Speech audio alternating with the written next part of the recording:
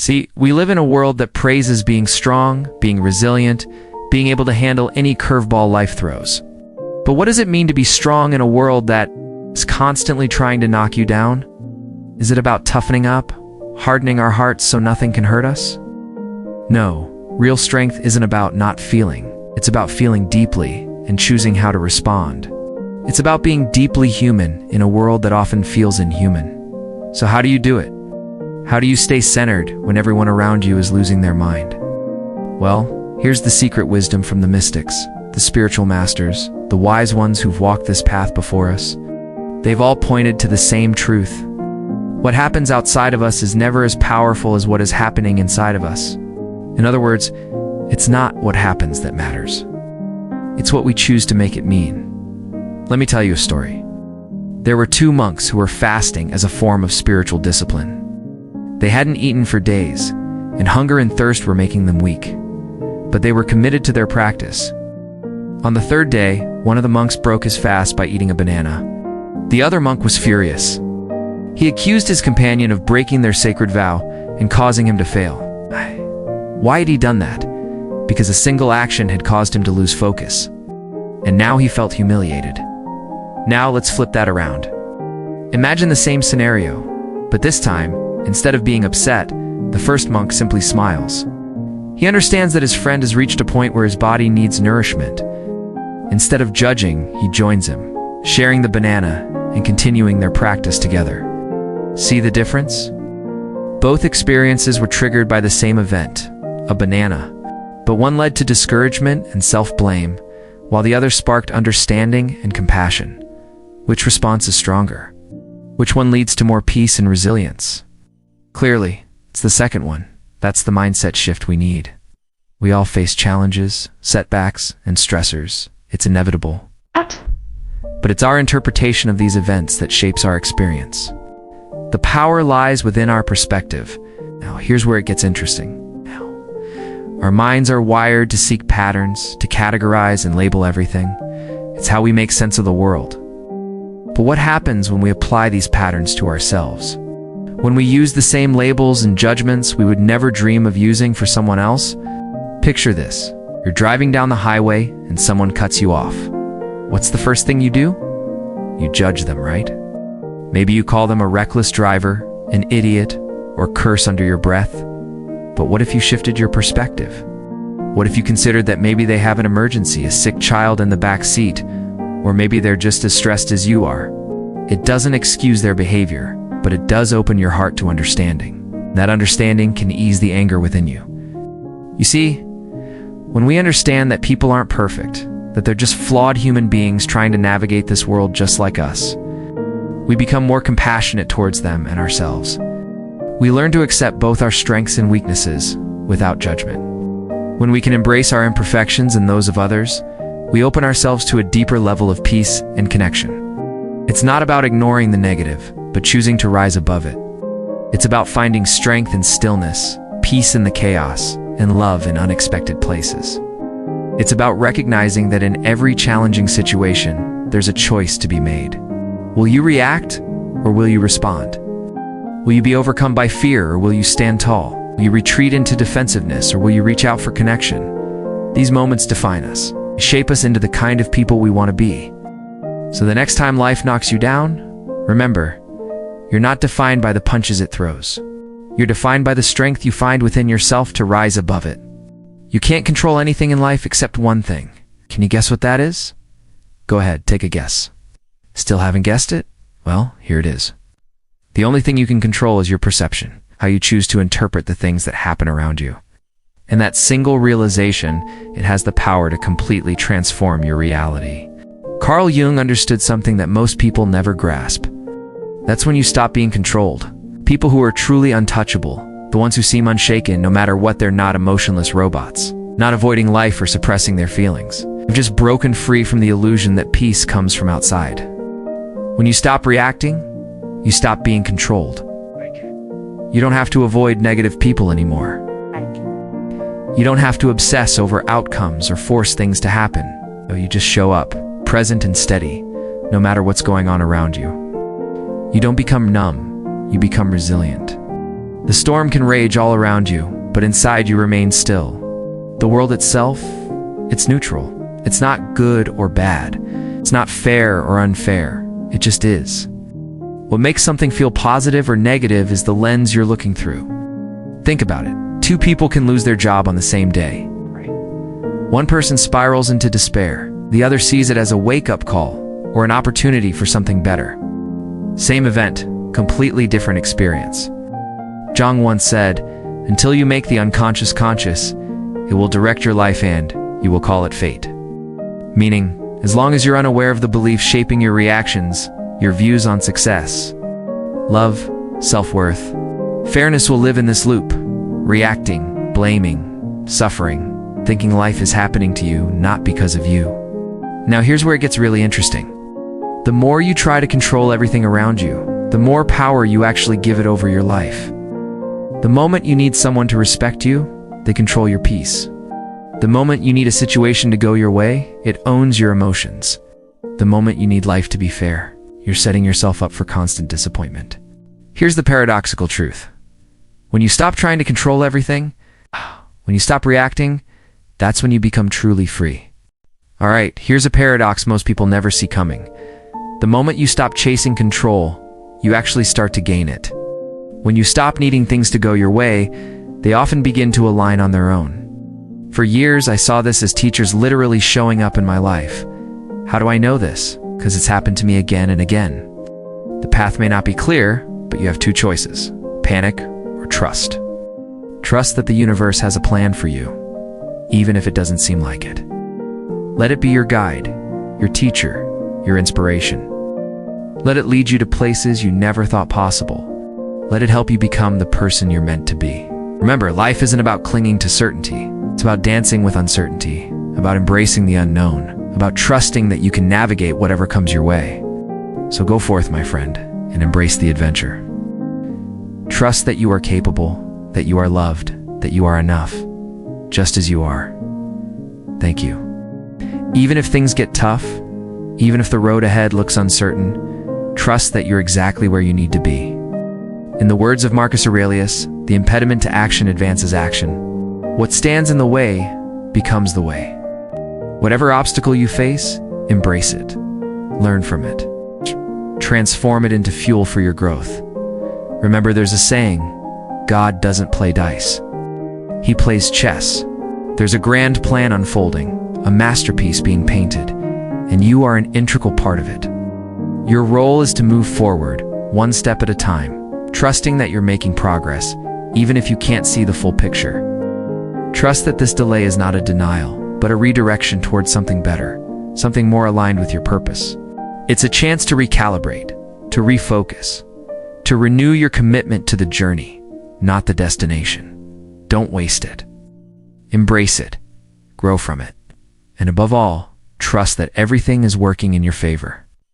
The universe may have a different plan for you, one that's beyond your wildest dreams, one that requires patience, resilience, and faith. It's an opportunity to expand your understanding, to deepen your gratitude, and to strengthen your connection to the greater whole. In the grand tapestry of life, every thread, every strand, every twist, in turn, no matter how challenging it may seem in the moment, is contributing to the creation of a magnificent design. So hold on to hope, cultivate faith, and trust that even in the midst of uncertainty, you are exactly where you need to be. Opportunities that seemed to come out of nowhere. Synchronicities that felt orchestrated, answers that appeared just when I needed them. I'm not talking about distracting yourself or numbing the discomfort. I'm talking about truly embracing the unknown, allowing yourself to be in a state of not knowing. Why is this important? Because life is filled with uncertainty. It's unexpected events, sudden changes, surprises. The only constant is change itself. Yet most of us spend a significant portion of our lives trying to escape this reality. We cling to certainty as if it were a life raft in a stormy sea.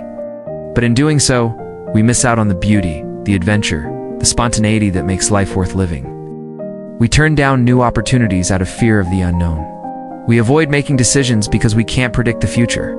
We seek validation and reassurance because the uncertainty scares us. But here's the paradox.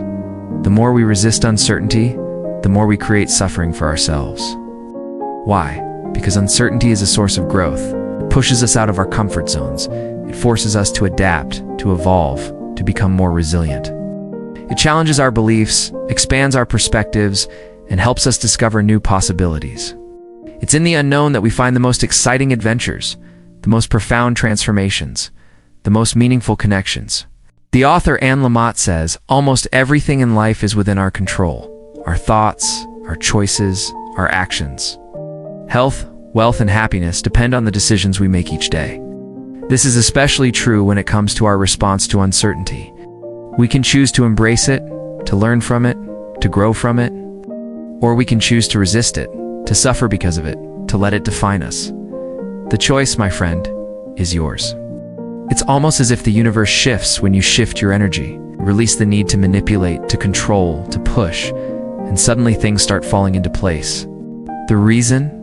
By letting go, you allow space for something greater than your limited intentions to flow in. You tap into a field of potentiality where creativity, inspiration, and intuition can guide you. You stop forcing things and start opening yourself up to the richness of life.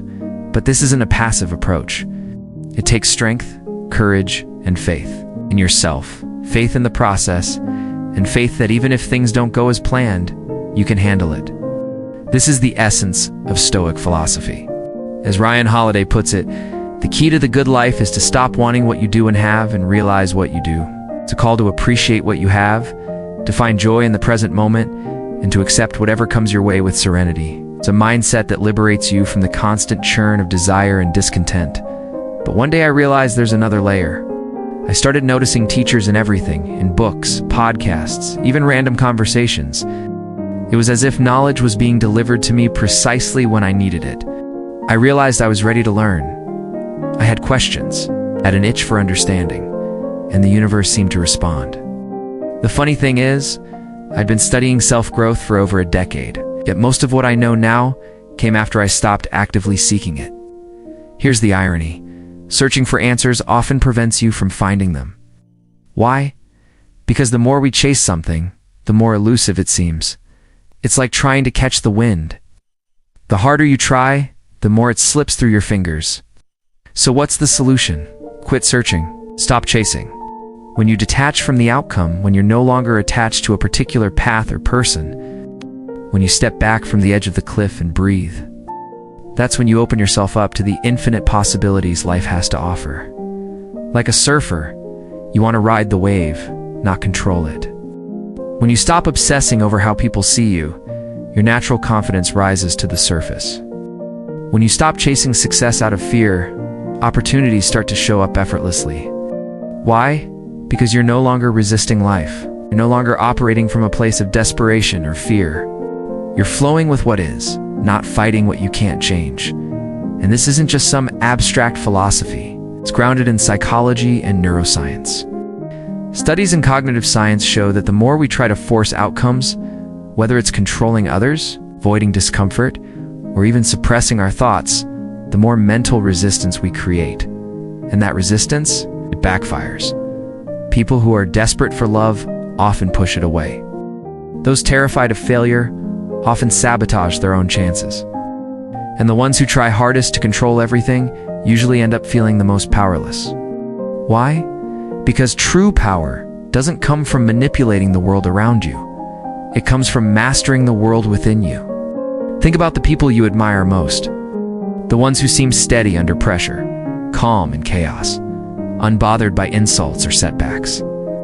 They're not that way because nothing happens to them. They're that way because nothing shakes them anymore. They don't crumble when someone disrespects them. They don't chase approval. They don't let fear make their decisions. They've even figured out something that most people never do. The less control you try to exert, the more control you actually gain over your emotions, your mind, your energy. And once you taste that kind of freedom, you'll never want to go back. So how do you get there? It starts by shifting your relationship with discomfort, how you respond to the unexpected, the uncomfortable, the uncertain. Because here's the secret. Life will always have its share of ups and downs, successes and setbacks. That's just the nature of existence. Trying to control everything is like trying to control the weather. Sure, you can plan for rain, but can you really predict it? What you can control is how you respond to the sunshine and the storms. People who seem like they have it all together don't have perfect lives. They have perfect responses. They've learned to dance with life, not fight it. There's a quote that goes, "When the student is ready, the teacher appears." But here's the paradox. When you stop resisting the present moment, when you surrender to what is, that's when life starts to unfold in your favor. You're not stuck, you're being redirected. One of the most underrated skills in life is the ability to sit with uncertainty. So I challenge you today to step out of your comfort zone, to venture into the unknown, to embrace uncertainty. There's a quote from Jordan Peterson that goes, "You're not the problem is that you're not all that you can be." What does that mean? Let's take this even deeper. You've probably heard the phrase, "You're not the storm, you're the sky." It sounds poetic, maybe even cliche, but there's profound truth in it. Think about it. Storms come and anger, fear, frustration, sadness. They all rise up, swirl around, and eventually pass. But the sky remains constant, expansive, unmoved. That's who you are at your core. The awareness behind all your experiences, the observer, not the chaos. When you really begin to live from that place, life starts to feel very different. You realize that your peace isn't something that the world can give or take from you. It's something you choose, moment by moment, based on how you perceive the world around you. And here's the secret. When you stop reacting, the world starts responding to you. People sense it. They can no longer push your buttons because you've taken them back. They can't provoke you, manipulate you, or knock you off center because you're not playing that game anymore. You stop giving your energy away to things that don't deserve it. The best part, the more detached you become from needing things to go a certain way, the more things begin to align on their own. When you don't crave validation, people are naturally drawn to your confidence. When you're not desperate for outcomes, opportunities seem to flow more easily. When you stop resisting life, life starts cooperating with you. That's the paradox of letting go. You gain influence over the world, not by controlling it, but by mastering how you show up in it. This isn't about becoming passive or indifferent. This is about showing up powerfully but without attachment. It's about knowing that whether things go your way or not, you'll still be okay. Whether people like you or not, you'll still be whole. Whether life feels fair or not, you're still grounded, because your inner state is no longer dependent on outer conditions. And that right there is freedom. Most people chase control. They obsess over being liked, being successful, being right. And in doing so, they give away all their power. But the ones who've figured this out, they let go of control and gain real power. They stop reacting and start choosing. They stop seeking approval and start radiating confidence. They stop needing guarantees and start trusting themselves. Now, here's where psychology meets practice. Neuroscience shows us that emotional reactivity is not hardwired. It's not something you're born with. It's a habit pattern your brain has learned over time. Every time you react emotionally to a situation, your brain reinforces that neural pathway. The more you react, the more automatic it becomes. But the reverse is also true. You can rewire your brain to not react, to pause, to observe, to remain centered. How? Through mindfulness, learning to notice your thoughts without being consumed by them. Through cognitive reframing, changing how you interpret events. Through intentional discomfort, facing the things that trigger you instead of running from them. The brain is plastic. It adapts. And over time, you build new default settings. Instead of anger, calm. Instead of fear, clarity. Instead of spiraling, stillness. That's what being untouchable actually means. Not that life stops being hard, not that you never feel things, but that nothing owns you anymore. No insult, no failure, no rejection, no storm. Because you've done the work. You've faced your shadows, you've reclaimed your power, and now you're free. People will still say things, plans will still fall apart, life will still throw you curveballs, but you'll respond with grace, with strength, with awareness, because you're no longer a puppet. You're the player. Or better yet, the observer of the game. Carl Jung said it best. Until you make the unconscious conscious, it will direct your life and you will call it fate. But once you do make it conscious, you start writing your own story. So let me ask you, are you living in reaction, or are you choosing your responses? Are you still letting life push you around, or are you stepping into your power? Because the moment you realize that nothing outside of you has power over your inner world unless you allow it, that's the moment everything changes.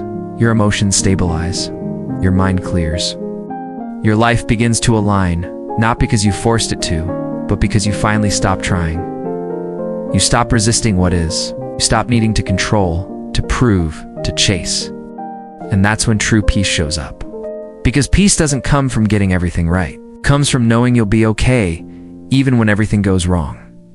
It comes from trusting yourself. It comes from seeing through the illusions. It comes from becoming who you were always meant to be in. Touched by chaos, unshaken by storms. Free. So the next time life tests you, remember this. You are not the emotion, you are the awareness. You are not the storm, you are the sky. And the more you live from that truth, the less the world can touch you. You become untouchable not because nothing happens, but because nothing owns you anymore.